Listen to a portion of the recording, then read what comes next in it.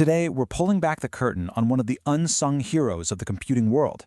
We're talking about a system that was built from the ground up to run the kind of infrastructure that can never, ever fail. This is the story of HPUX. So let's just think about this for a second. What's running the global banking network?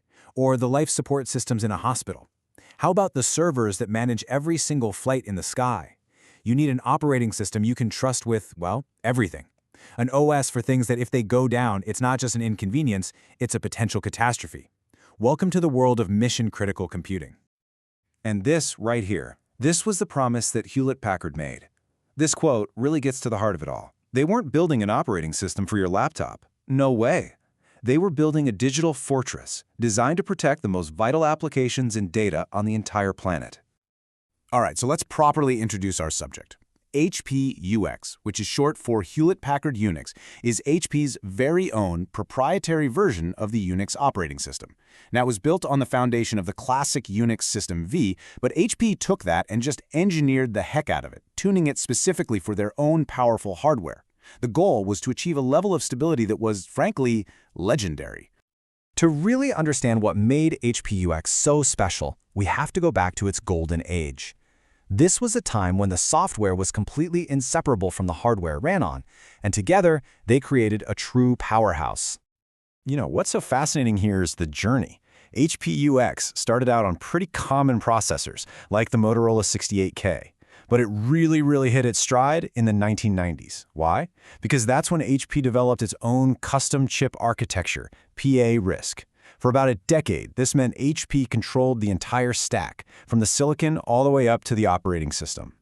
And this right here, this is what that looked like. The HP 9000 series servers were absolute titans of the 90s data center. The reason everyone trusted them was this perfect synergy. The PA-RISC hardware was built specifically for HPUX, and HPUX was optimized down to the metal for PA-RISC. It was this tight integration that built that rock-solid, unbreakable reputation. So what was the secret sauce? What made it so good? Let's dig into the specific features that really made HPUX the go-to choice for these kinds of unbreakable systems. See, HPUX wasn't just stable, it was way ahead of its time. While standard Unix just had basic permissions, HPUX introduced access control lists for much finer control over who could touch what. And get this, it was one of the very first to include a logical volume manager, or LVM. This lets you manage disk space on the fly without taking anything offline. That's a feature we take for granted now, but it was a game changer back then. And on top of it all, a tool called SAM made this complex beast surprisingly easy to manage. But the real killer app, the feature that sold systems, was Service Guard. This wasn't just about preventing crashes. No, this was about something called business continuity. Service Guard lets you cluster multiple servers together, so if one of them failed for any reason, hardware, software, whatever, another one would take over instantly. No downtime, no interruption. It was the ultimate safety net. HP was also a pioneer in virtualization long before it became the buzzword it is today. They let you carve up their massive, powerful servers into smaller, completely isolated partitions, or even run full-blown virtual machines. This meant a single, very expensive server could safely run a whole bunch of different critical applications, which really helped businesses get the most bang for their buck. And what's really smart is how HP packaged all this power. They created these different tiers they called operating environments. So a customer could just start with the base version for general use. But if they needed more, they could add the virtualization pack or the high availability pack. And for the biggest players out there, the Data Center Edition offered the whole shebang. It just shows how they really tailored the product for exactly what their customers needed. Okay, so picture this. HP is at the absolute height of its success with PA-RISC. Everything is going great, and then they make a decision that changes everything. They decide to pivot, to place a massive bet on what they thought was the future of computing. This was the Itanium gamble. This comparison really just lays out the stakes perfectly. On one hand, you have PA-RISC. It's proven, it's successful, and it's completely under HP's control. On the other hand, you have Itanium, a brand new, unproven 64-bit architecture from Intel. HP decided to abandon its own winning formula and bet the entire farm on a partner and a new technology. It was an incredibly bold and incredibly risky move. Now, this all happened around the year 2000, right in the thick of the dot-com boom.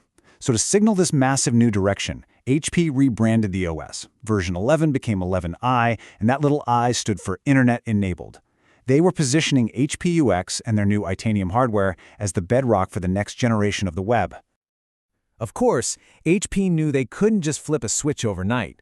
They had a huge, loyal customer base running on PA-RISC, so they planned a gradual transition. First came a version just for the new Itanium systems. Then came the really crucial release, 11i v2, which could run on both PA-RISC and Itanium. This was meant to be the bridge, designed to help all their loyal customers move from the old world to the new one. But as we all know, even the best-laid plans can go wrong. The huge bet on Itanium sent HPUX down a path that would, ultimately, be its last. And here's the bottom line, plain and simple. The gamble failed. Itanium was a technical marvel on paper, but it just never caught on in the wider market. Other architectures, especially the 64-bit version of the good old x86 platform we all know, were cheaper, more flexible, and they just flat out won the data center war. And just like that, HPUX was chained to a sinking ship. And this brings us to the end of the road. Hewlett Packard Enterprise has officially announced that all standard support for the final version of HPUX on their Itanium servers will end on December 31, 2025. This date really marks the official end of an incredible era in computing. So when we look back, what's the legacy of HPUX? Well, it was a true pioneer that basically defined what mission-critical even means. It was a masterclass in what you can achieve when hardware and software are designed for each other. It's also, a pretty powerful cautionary tale about betting everything on a single technology. And yet, its innovations, especially the logical volume manager, are now standard in systems everywhere from Linux to AIX. That's a lasting influence. And that leaves us with one final, lingering question. The story of HPUX really shines a light on a challenge that never goes away in the tech world.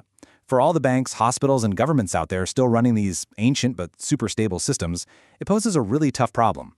What do you do when the software that literally runs your world is forever tied to hardware that's fading into history?